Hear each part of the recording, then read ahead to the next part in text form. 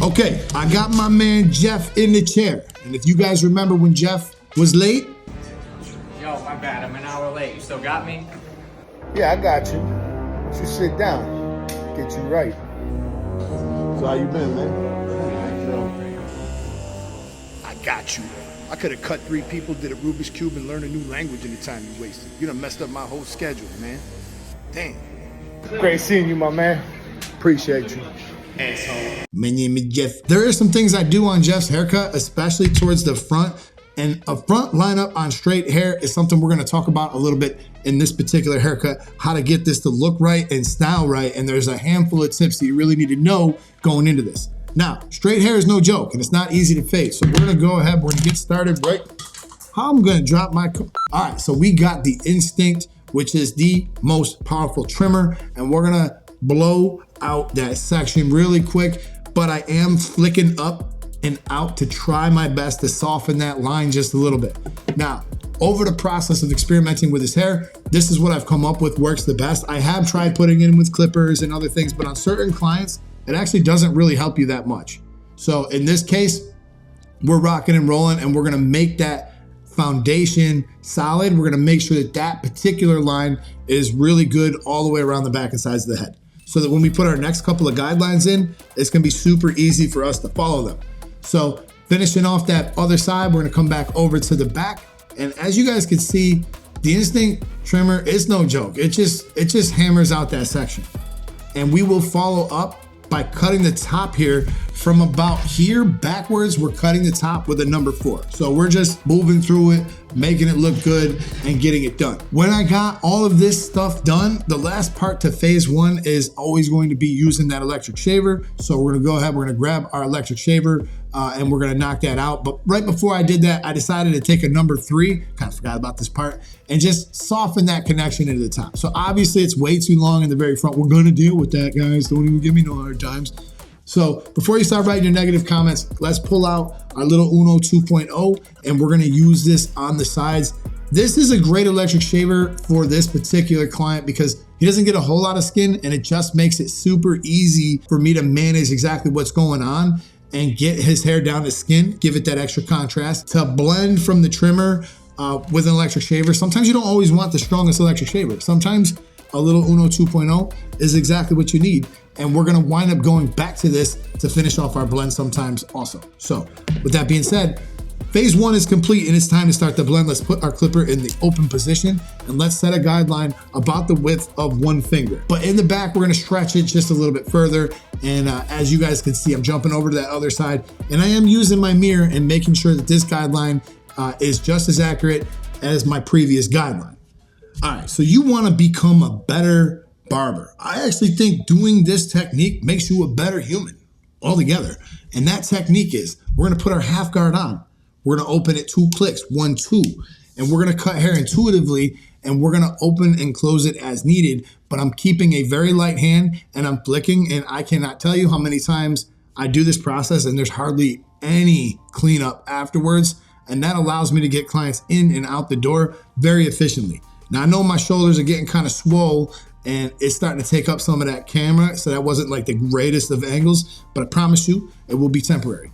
Next, we're gonna jump straight to the 1.5. With the 1.5, we're gonna do the same thing. We're gonna go 2 clicks open, and we're gonna start with that, and we're gonna move it as we see fit. So we're paying attention to what the hair needs and what it does. And one of the things about sandwiching these two is it just seems to come together quite nicely to the point where you barely will be using much of a number 1. You really won't use a whole lot. So now that I've got that fully closed, I've done what I feel like I could do everything I could do with that 1.5. We then will jump to the number 1. I'm not worried about the skin line, guys. I got the skin line on lock. You guys are gonna be able to figure that out pretty quick. It's the other stuff that's gonna mess with you. We're moving through the process, sandwiching that half guard with that 1.5 guard. And as you guys can see, the right side of his head, it's coming out quite easily, little by little. And all I really got left to do, guys, is that bottom line. So to do the bottom line, you guys know that I like to close this all the way. I will actually show you on a piece of paper as we do it. So if this is the line, the trimmer line, all we're going to be doing, we're gonna keep our clipper on an angle. and we're gonna poke into that angle. Well, everything is backwards. We're gonna poke into that angle. So that's the line, and we're just chipping into it little by little, and then we're gonna begin opening it. So we're gonna start with it fully closed, and we're gonna click and click and click and click until it's fully open.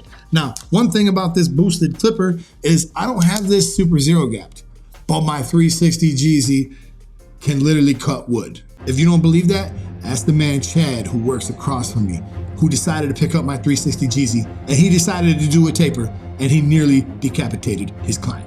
So here comes the big tip, guys. When we're doing straight hair and we're trying to put in good edge up into straight hair, we want to wet the hair, we want to blow dry the hair on the hottest heat. Keep it moving, don't burn the client. And use the cool button to regulate it a little bit if you need to, but at the very end, we're gonna hit that cool button, it's gonna lock it into place. And you see how Jeff's hair is standing straight up, like it just took 2 Viagra? My name is Jeff. Now, all the hair that is actually standing up, we're gonna go back through with a trimmer, and we are not gonna cut a very deep line. We're not gonna obsess over squaring off those corners because we're actually gonna use shears to do that, which many of you barbers forget that you got shears. So I'll go back through with my razor, do all my other little fixings, and we're gonna use our shears and hope Jeff stops scrunching his forehead. And then we're gonna go ahead and we're gonna build that connection. So again, I did the number 4 on the top. All I'm doing is getting my fingers down as deep as I can to finger length, and I'm beginning to blend that out so that there is a soft, texturized cut right here where the rest of it sits down and sits low. Now, Jeff gets his haircut every 2 weeks. As a matter of fact, he has a repeating appointment with my booked in software, which automatically sets his appointment every other Tuesday at 8 a.m. So he doesn't have to worry about booking appointments anymore. If you guys want to check out Booked In, you guys can head over to bookedin.com/Eddie, redeem your offer for 50% off your first 3 months. Now, you see the way I did that top. Here comes the clutch move, all right? I'm gonna come in with clipper over comb. After I push it up kind of into the style that he's gonna wear it, I'm gonna notice there's some hair that sticks out here, right? He don't wear it like that, right? He don't wear his hair down. He wears his hair up. So once I got it styled, I'm actually gonna go back in with that clipper over comb, and I'm always gonna knock those down just a little bit more. I'm really paying a close attention to how he wears his style when I do that. And he's like, damn, Ed, you should film my haircut more often. I feel like I got the royal treatment. I'm like, my name is Jeff.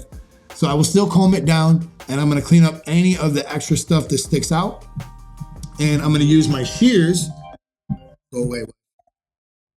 And I'm gonna use my shears to dial this in the rest of the way. And with that being said, this is officially Jeff's haircut. And I think it looks like fire. I went through with my texturizing shears like a tiny bit, just in them areas where I was having a little bit of dark spots. But as you can see, that fade is so blurry, it almost don't even look like a skin fade, but it is a skin fade. And we're gonna hit him with that Johnny B aftershave, catch him unawares, and we're gonna sting his head. But check it out, y'all. I hope you guys enjoyed the haircut. I hope you were at very least entertained. Maybe you learned something, maybe you didn't.